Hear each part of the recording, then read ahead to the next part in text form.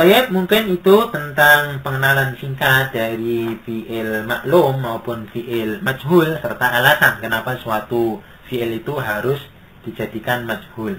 Sekarang kita akan membahas tentang bina'ul majhul, yaitu pembentukan majhul. Jadi, suatu fi'il majhul itu ada aturannya di dalam membentuk fi'il majhul, tidak sembarangan. Baik, bahwasanya di sini disebutkan bahwa fi'il majhul itu dibentuk dari fi'il maklumnya. Jadi kalau kita tahu fi'il maklumnya, nanti insya Allah kita akan tahu fi'il majhulnya, karena ada aturan-aturan di dalam membentuk fi'il majhul. Baik, kita akan belajar cara pembentukan fi'il majhul dari fi'il maklumnya. Yang pertama untuk fi'il madhi. Tadi kan kita sebutkan baik fi'il madhi maupun fi'il mudhari. Sekarang kita akan sebutkan cara pembentukan fi'il majhul dari fi'il maklumnya untuk fi'il mudhari. Untuk fi'il madhi. Ya, untuk fi'il madhi. Baik, bagaimana caranya? Yaitu di kasrah huruf sebelum terakhir dan di dhammah semua huruf yang berharokat sebelumnya. Baik. Saya ulang sekali lagi bahwasanya cara pembentukan fi'il majhul dari fi'il madhi yaitu di kasrah huruf sebelum terakhir dan di dhammah semua huruf yang berharokat sebelumnya. Untuk lebih dapat memahami, kita sebutkan saja contohnya, misalnya doroba. Doroba artinya memukul, ini bentuk maklum. Kemudian kita lihat, tadi caranya katanya di kasrah huruf sebelum terakhir. Di sini kita perhatikan, huruf sebelum terakhir apa? Yaitu huruf ra.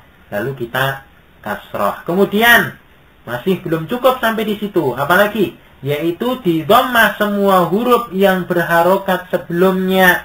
Kebetulan huruf yang berada sebelum ra cuma ada satu, maka ya di dhammah saja. Jadi menjadi duriba. Kemudian yang ketiga, yang contoh yang lain ya. Contoh yang lain misalnya qatala. Qatala. Ini bentuk maklum. Bagaimana cara membentuk menjadi majhulnya? Sama ya, kita kasrah huruf sebelum terakhir, yaitu huruf ta. Kemudian di dhammah semua huruf yang berharokat sebelumnya.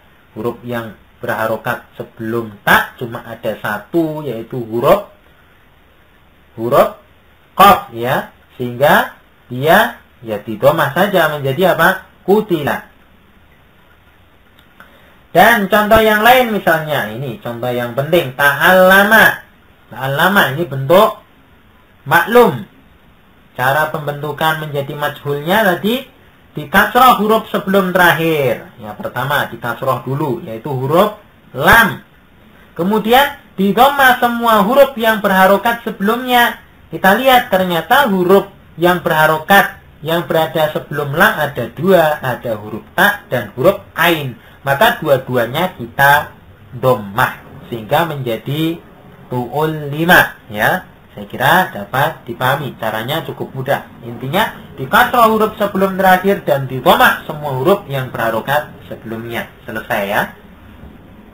Baik, kemudian bagaimana pembentukan fi'il majhul dari maklumnya untuk fi'il mudhari? Di sini disebutkan di fathah huruf sebelum terakhir dan di dhammah huruf pertamanya. Ini lebih mudah. Intinya di fathah huruf sebelum terakhir dan di dhammah huruf pertamanya. Ingat, huruf pertamanya saja yang di dhammah.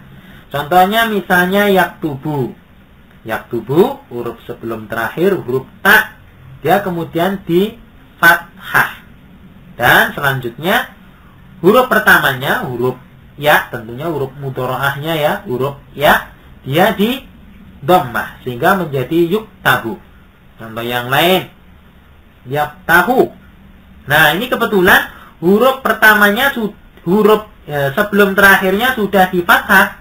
Kita lihat, huruf sebelum terakhir adalah huruf ta. Kebetulan sudah di fathah.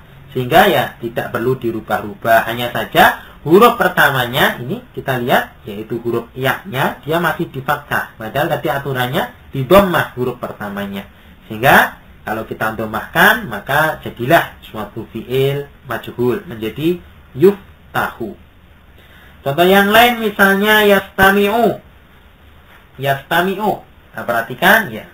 Di fathah saja huruf sebelum terakhir, yaitu huruf mim. Kemudian di dhamma huruf pertamanya, yaitu huruf ya, sehingga menjadi yustama'u. Baik, itulah cara pembentukan fi'il madhi yang kita inginkan menjadi bentuk majhul. Kemudian juga kita telah membahas bagaimana pembentukan fi'il majhul dari fi'il maklumnya untuk fi'il mudhari'. Baik, mungkin tadi ada pertanyaan pada cara pembentukan fi'il madhi tadi. Cara pembentukan fi'il majhul yang madhi tadi, ya, yaitu di kasrah huruf sebelum terakhir dan di dhammah semua huruf yang berharokat sebelumnya. Loh, kalau misalnya ada huruf yang dia berharokat sukun bagaimana?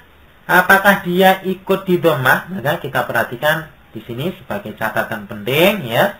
Di sini disebutkan apabila suatu fi'il madhi terdapat huruf yang disukun, maka pada saat pembentukan fi'il majhul tidak boleh dijadikan dhammah dan tetap harus disukun. Jadi dia tidak boleh dirubah-rubah. Intinya tadi kan semua huruf yang berharokat. Nah, sukun ini tidak dianggap dia berharokat. Contohnya misalnya untuk fi'il madhi istama'a.